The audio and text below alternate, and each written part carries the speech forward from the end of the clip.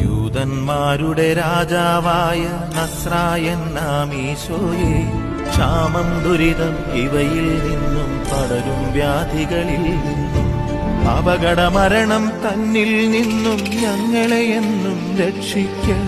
അപകടമരണം തന്നിൽ നിന്നും ഞങ്ങളെ എന്നും രക്ഷിക്ക.